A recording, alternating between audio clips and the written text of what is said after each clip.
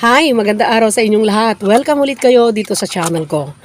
Paano ba magparami ng kiti? May dalawang paraan para ikaw ay makapagparami ng kiti. Number one, pwedeng mag-alaga ka ng mga inahin na marunong silang maglimlim or yun yung tinatawag ng mga broody hens. At number two, pwede ka naman gumamit ng incubator. Itong incubator, kung gusto mong magkaroon ng massive production ng kiti. Itong inahin, pwede ka naman magkaroon ng massive production as long as marami kang inahin. Pero kung kakaunti lang ang inahin mo, hinay-hinay ang pag-produce syempre. Hindi kagaya ng incubator na pwede mong lagyan ng kahit na ilang daan yan, no? Kung depende dun sa incubator mo. Pero bago ka makapagparami ng kiti, dapat magawa mo muna ang mga bagay na ito. Kung gagamit ka ng inahin, kailangan meron siyang kasamang tandang doon sa breeding pen. Ang ratio ng tandang sa inahin ay 1:5:7. Ibig sabihin, isang tandang, 5 inahin hanggang 7. Paglampas doon sa bilang na yon, medyo mahirap na, no? Mahihirapan yung tandang. At may possibility na hindi ma-hatch lahat yung mga itlog na ilalabas nila. Tandaan natin na ang mga inahin or mga layer, no, yung mga nangingitlog na, basta na-reach nila yung age na pwede na silang mangitlog, ay mangingitlog ang mga yan kahit walang tandang. Kaya akala mo lang na lahat sila ay na-mate ng tandang. Kung halimbawa may 15 hens ka sa isang pen, may possibility na may mga hindi mapipisa dahil hindi fertile eggs ang mga yon. Yung mga layer, kagaya ng mga puti, yung mga brown na, yung mga commercial, or kahit na backyard, basta ang purpose mo ay pinapaitlog mo lang na walang tandang, ang mga itlog na yon ay hindi mapipisa. Kahit na ilagay mo sa incubator ang mga yon, basta initlog ng manok na walang tandang, hindi mapipisa ang mga yon dahil hindi fertile. Isa yun na rason kung bakit hindi dadami ang kiti mo kung gusto mong magparami ng kiti. So, kailangan may tandang ka at ang ratio ay masunod mo. At para maging maganda ang production, maging maganda ang hatchability, kailangan napili mo ang magandang breed, napili mo yung magandang lahi, at saka napili mo yung magandang katawan, yung healthy. Makikita mo naman na talagang prolific yon para dumami ang kiti mo.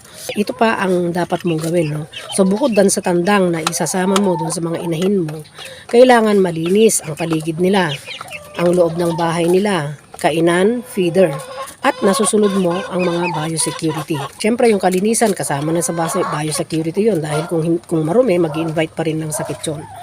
Kung inahin ang gagamitin mo para maglimlim sa mga itlog na na-produce sa pamamagitan nilang parents na yung tandang at saka yung inahin, no? Kailangan meron kang maayos na baki, malinis na baki, at alam mo kung alin yung hindi nila gustong baki. At kailangan din trained yung mga inahin mo. Alam nyo, may magulo kasi, no? May mga magulong inahin, lalo na kung mga bago-bago pa lang, or yung mga matanda na gusto kung saan-saan na lang nangingitlog. So, kailangan alam mo kung anong gagawin mo doon. Kung bago-bago pa lang, i-train mo. Kung matanda na at hindi na alam kung saan iitlog, kasi may mga ganun, magulo. So, nagugulo yung mga itlog. Ang tendency nun ay hindi mahahatch yung iba. Kasi naaalog-alog, nabibitak yung iba. So, nababasa yung ibang itlog. Pag hindi mo na malayan na nabasa pala yun ng nabitak na itlog, tsaka mo na lang makikita later, yun yung umpisa ng pagbulok ng mga itlog. So, hindi mapipisa ang mga yon. At kung basa lagi ang tapakan ng mga inahin, siyempre pagka aakyat dyan sa baki para mangitlog, mababasa yung mga itlog, tapos hindi mapupunasan, tendency nun ay may mga mabubugok. Kaya pag tag-ulan, mahirap talaga magpapisa, lalo na kung inaabot ng basa yung loob ng bahay nila or nagkakaroon ng moisture, no? Kagaya sa akin minsan, yung bahay ng mga RIR ko at saka mga native hen, medyo na-absorb yung tubig na galing sa labas. Kaya kinokontrol ko kung minsan yung pagpapapisa. Dahil hindi magiging maganda ang outcome kung ganun ang sitwasyon nila. Dahil bukod sa basa, pwede pa silang mag-akyat ng bacteria. Para dun sa mga magulong inahin na hindi alam kung saan mangingitlog, kahit bata pa yan or matanda na, kailangan ikalmo Huwag mong patagalin sa farm mo ang mga ganong klaseng inahin. Kasi kahit kailan, hindi ka makakapagparami. Ang ginagawa ko sa mga batang inahin na ayaw paturuan, kasi meron talagang ganon, no? Na kahit na ulit-ulit mong ilagay dun sa baki, tatakpan mo pa para matrain. Ayaw niya talaga. Dinidispose ko ang mga yon. Kinakal ko. Kasi walang silbi na nandun sila, kumakain sila, nagpuproduce nga ng itlog, pero hindi naman nahahatch. At madadamay pa yung ibang mga inahin na maayos mangitlog at maayos maghatch.